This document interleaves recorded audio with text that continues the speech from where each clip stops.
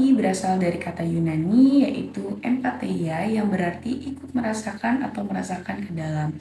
Istilah ini juga terkait dengan kata pathos yang merujuk pada perasaan mendalam atau penderitaan. Dalam konteks psikologi, empati mencakup kemampuan untuk memahami dan merasakan apa yang dialami oleh orang lain baik secara emosional maupun kognitif. Adapun menurut Kamus Besar Bahasa Indonesia atau KBBI, empati adalah kesadaran mental yang membuat seseorang merasakan keadaan perasaan atau pikiran yang sama dengan orang lain. Adapun pendapat lain menurut Daniel Haping dalam bukunya yang berjudul A Whole New Mind menyebutkan bahwa empati memungkinkan individu untuk berdiri di sepatu orang lain dan merasakan apa yang mereka rasakan. Ini bukan hanya tentang mengetahui perasaan orang lain, tetapi juga tentang memahami konteks emosional dan situasional yang dihadapi oleh orang lain. Oke teman-teman, selanjutnya yaitu jenis empati. Secara umum, empati dalam diri manusia dapat terbagi menjadi 3 jenis, diantaranya adalah sebagai berikut. Yang pertama adalah empati kognitif. Nah, empati kognitif ini melibatkan kemampuan diri untuk melihat suatu hal dari sudut pandang orang lain, yang kemudian memahami cara orang tersebut berpikir dan ikut merasakan emosinya. Sebagai contohnya adalah ketika Anda melihat orang terdekat Anda sedang bersedih karena tidak lolos wawancara kerja. Kemungkinan Anda akan bisa memahami kesedihan tersebut tanpa mengalaminya secara langsung. Nah, yang kedua itu adalah empati afektif. Empati afektif atau emosional ini melibatkan kemampuan untuk merasakan serta memberikan tanggapan yang sesuai terhadap emosi yang diungkapkan oleh orang lain. Nah, meski terlihat sama seperti empati kognitif, akan tetapi empati afektif ini melibatkan simpati yang lebih mendalam dan keterlibatan yang lebih kuat. Sebagai contohnya itu, bila melihat orang terdekat sedang bersedih, kemungkinan Anda bisa merasakan kesedihan yang sama dan berusaha untuk menenangkannya agar ia lebih kuat menghadapi masalahnya. Nah, yang terakhir adalah jenis empati somatik. Jenis empati ini membuat Anda bisa merasakan sensasi fisik yang sama seperti yang dirasakan oleh orang lain. Menurut para ahli, ini terkait dengan neuron cermin atau mirror neuron pada otak. Contohnya dari empati somatik yaitu ketika melihat seseorang tersandung dan kesakitan. Kemungkinan Anda akan merasakan sensasi sakit pada bagian tubuh yang sama. Penjelasan berikutnya ada mengenai ciri-ciri dari empati. Yang pertama adalah ikut merasakan, di mana individu ini ada kecenderungan untuk dapat merasakan apa yang sedang dirasakan maupun dialami oleh orang lain dengan cara individu ini mengidentifikasi emosi atau perasaan yang mungkin saja timbul dari orang lain, baik dari bahasa isyarat yang ditunjukkan maupun perilakunya. Maka dengan begitu individu ini nantinya dapat merasakan apa yang sedang dirasakan oleh orang lain ini dengan cara tadi mengidentifikasinya. Yang kedua adalah dibangun dengan kesadaran diri. Nah, individu mampu untuk dapat membedakan apa yang sedang dilakukan maupun dikatakan oleh orang lain hanya dengan menampilkan reaksi dari individu tersebut. Maka dengan begitu individu ini memahami apa yang ditunjukkan oleh orang lain, dan dengan begitu dari proses memahami perbedaan tersebut, individu nantinya dapat mulai merasakan apa sih yang sedang dialami oleh orang ini gitu. Yang ketiga adalah peka terhadap bahasa isyarat. Nah, tentunya untuk mengenali emosi atau perasaan seseorang tidak hanya melalui bahasa verbal saja, melainkan bisa dalam bahasa isyarat gitu, dalam bentuk mungkin mimik wajah ataupun gestur tubuh. Nah, maka dengan begitu individu ini nantinya akan semakin terampil gitu, karena dengan memahami apa yang ditampakkan oleh orang lain melalui gerakan tubuh ataupun bahasa mimik wajahnya, mungkin individu dapat mengetahui perasaan-perasaan, emosi-emosi yang sedang dirasakan oleh orang lain. Yang keempat adalah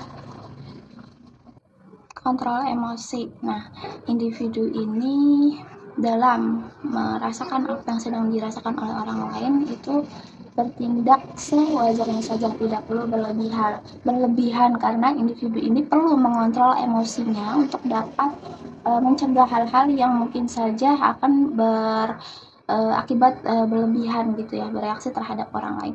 Berikutnya ada mengambil peran. Nah, individu ini pastinya memahami gitu ya perasaannya sendiri gitu. Nah, dengan demikian nantinya dengan memahami perasaannya sendiri individu ini dapat bereaksi se apa namanya semaksimal mungkin untuk dapat meminimalisir atau untuk dapat menyelesaikan gitu ya perasaan-perasaan yang mungkin saja individu ini tidak ingin tidak ingin dirasakannya lebih dalam lagi gitu. Nah, dengan begitu individu ini akan semakin terampil gitu untuk dapat memahami orang lain, perasaan orang lain seperti itu. Berikutnya ada aspek-aspek dari empati. Yang pertama itu ada pengambilan perspektif di mana individu memiliki kecenderungan untuk dapat secara otomatis menempatkan dirinya pada kondisi maupun situasi yang sedang dialami ataupun dirasakan oleh orang lain.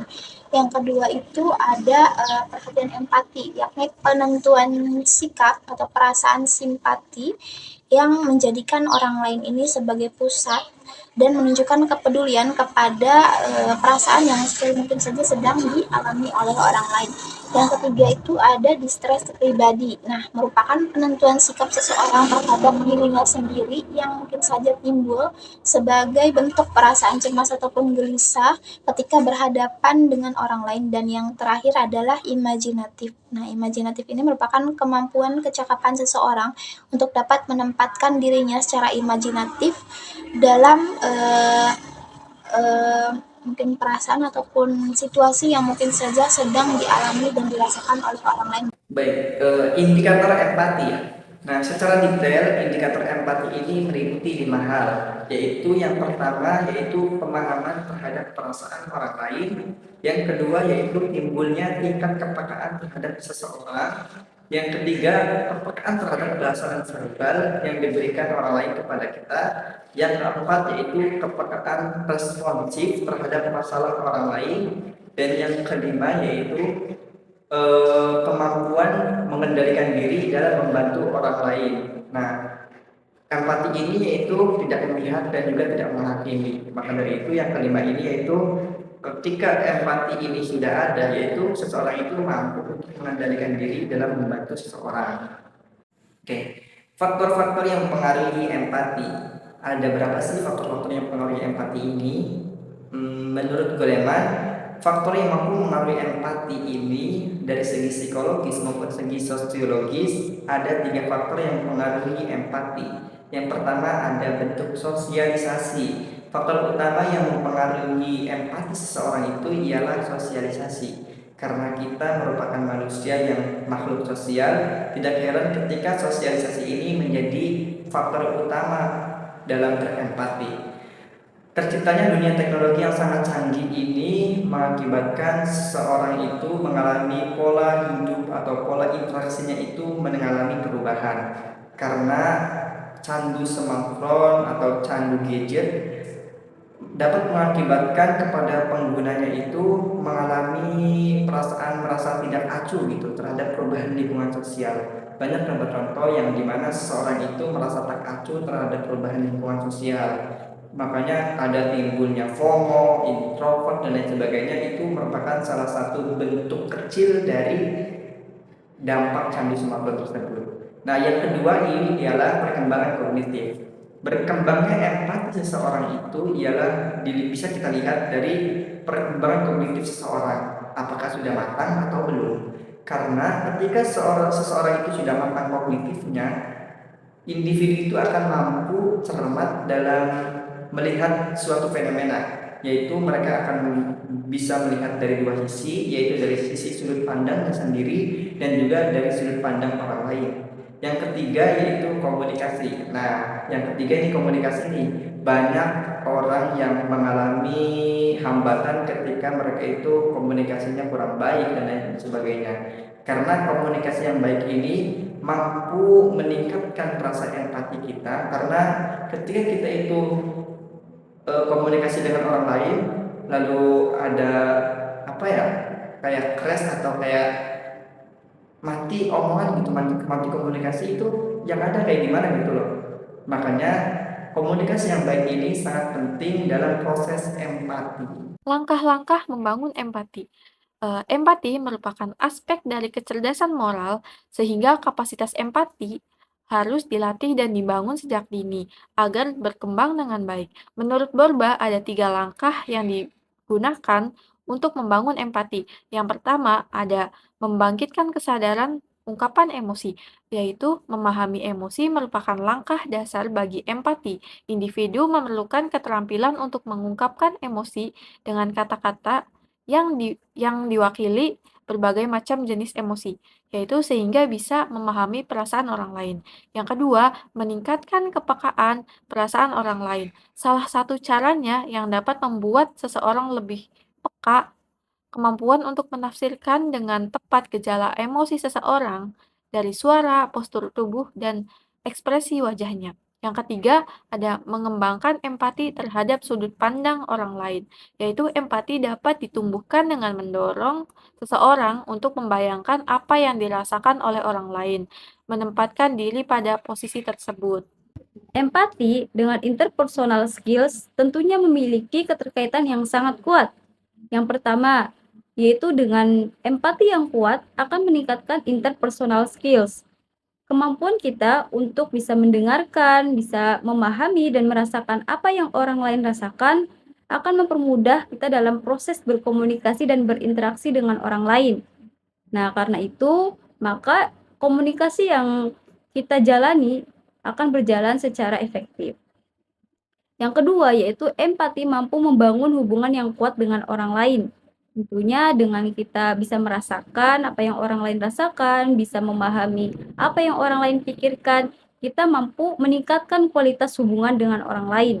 Karena dengan begitu, dengan empati yang kuat, kita mampu mendengarkan dengan baik, mampu memberi respon dengan baik, serta mampu memahami tujuan dan maksud dari orang lain. Yang ketiga, yaitu empati dapat mengurangi konflik. Dengan empati yang kuat, tentunya kita bisa memahami bagaimana ekspresi dari orang lain, bagaimana gestur tubuh yang dia berikan, sehingga kita memikirkan respon-respon yang sesuai. Yang keempat, yaitu empati dapat meningkatkan kepemimpinan. Nah, kualitas kepemimpinan akan meningkat jika pemimpinnya memiliki empati yang sangat kuat. Nah, pemimpin dengan empati yang sangat kuat tentunya bisa memahami apa saja kebutuhan-kebutuhan timnya, mampu menjalin kerjasama dengan baik, serta mencapai tujuan atau hasil yang baik. Yang terakhir, yaitu empati dapat memperbaiki kesehatan mental. Nah, dengan berempati, khususnya bagi seorang konselor, akan memudahkan untuk bisa menangani ataupun mengatasi kesehatan mental, menangani gejala-gejala atau gangguan mental sehingga timbul kembali kesehatan mental.